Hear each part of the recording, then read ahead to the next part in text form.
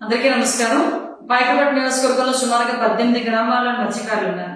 18 గ్రామాల మత్స్యకారులకి కూడా తెలుగుదేశం పార్టీలోని న్యాయం జరిగింది తప్ప ఈ వైఎస్ఆర్సీపీ గవర్నమెంట్ లో ₹1 కూడా న్యాయం జరగలేదని చెప్పడానికి మా దగ్గర చాలా ఆధారాలు ఉన్నాయి. అదేవిధంగా మేము చెప్పగలిగే పొజిషన్ లో మేము ఉన్నాం.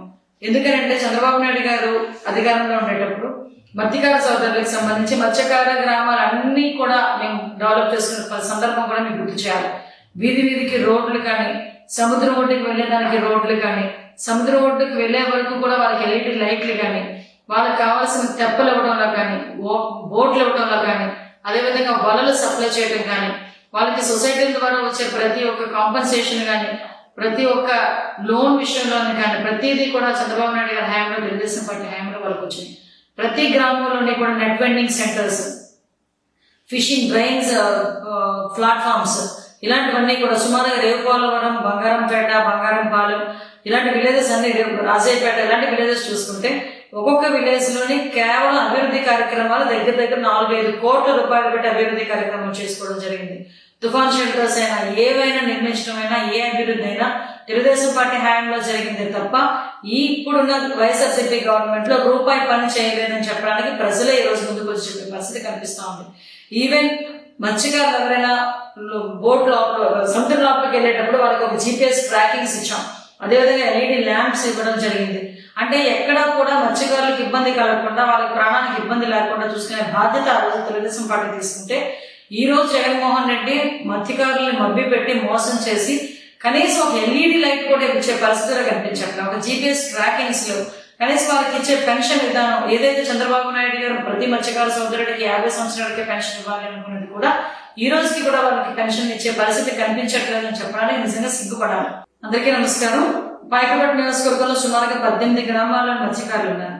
18 గ్రామాల మత్స్యకారులకి కూడా తెలుగుదేశం పార్టీలోని న్యాయం జరిగింది తప్ప ఈ వైఎస్ఆర్సీపీ గవర్నమెంట్ లో ₹1 కూడా న్యాయం జరగలేదని చెప్పడానికి మా దగ్గర చాలా ఆధారాలు ఉన్నాయి. అదేవిధంగా మేము చెప్పగలిగే పొజిషన్ లో మేము ఉన్నాం.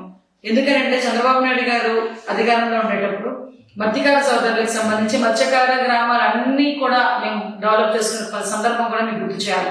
వీధి వీధికి రోడ్లు కానీ, సముద్రం ఒడ్డుకి వెళ్ళేదానికి రోడ్లు కానీ, సముద్రం ఒడ్డుకి వెళ్లే వరకు కూడా వాళ్ళకి ఎల్ఈడి లైట్లు కానీ, వాళ్ళకి కావాల్సిన తెప్పలు ఇవ్వడంలో కానీ, బోట్లు ఇవ్వడంలో కానీ, అదేవిధంగా వలలు సప్లై చేయడం కానీ, వాళ్ళకి సొసైటీల ద్వారా వచ్చే ప్రతి ఒక్క కాంపన్సేషన్ కానీ, ప్రతి ఒక్క లోన్ విషయంలోనే కానీ ప్రతిదీ కూడా చంద్రబాబు నాయుడు గారి హయాంలో, తెలుగుదేశం పార్టీ హయాంలో వాళ్ళకి వచ్చింది.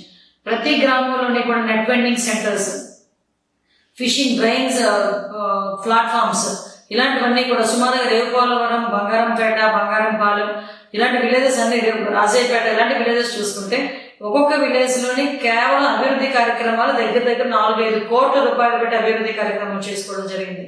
తుఫాన్ షెల్టర్స్ అయినా, ఏవైనా నిర్మించడం అయినా, ఏ అభివృద్ధి అయినా తెలుగుదేశం పార్టీ హయాంలో జరిగింది తప్ప ఇప్పుడున్న వైఎస్ఆర్సీపీ గవర్నమెంట్ లో రూపాయి పని చేయలేదని చెప్పడానికి ప్రజలే ఈ రోజు ముందుకు వచ్చి చెప్పే పరిస్థితి కనిపిస్తా ఉంది. ఈవెన్ మత్స్యకారులు ఎవరైనా బోట్ లోపల, సముద్రం లోపలికి వెళ్ళేటప్పుడు వాళ్ళకి ఒక జీపీఎస్ ట్రాకింగ్స్ ఇచ్చాం.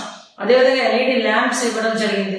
అంటే ఎక్కడా కూడా మత్స్యకారులకు ఇబ్బంది కలగకుండా, వాళ్ళకి ప్రాణానికి ఇబ్బంది లేకుండా చూసుకునే బాధ్యత ఆ రోజు తెలుగుదేశం పార్టీ తీసుకుంటే, ఈ రోజు జగన్మోహన్ రెడ్డి మత్స్యకారుల్ని మభ్య పెట్టి మోసం చేసి కనీసం ఒక ఎల్ఈడి లైట్ కూడా ఇచ్చే పరిస్థితిలో కనిపించట్లేదు. ఒక జీపీఎస్ ట్రాకింగ్స్ లో కనీసం వాళ్ళకి ఇచ్చే పెన్షన్ విధానం ఏదైతే చంద్రబాబు నాయుడు గారు ప్రతి మత్స్యకార సోదరుడికి 50 సంవత్సరాలకే పెన్షన్ ఇవ్వాలి అనుకున్నది కూడా ఈ రోజుకి కూడా వాళ్ళకి పెన్షన్ ఇచ్చే పరిస్థితి కనిపించట్లేదని చెప్పడానికి నిజంగా సిగ్గుపడాలి.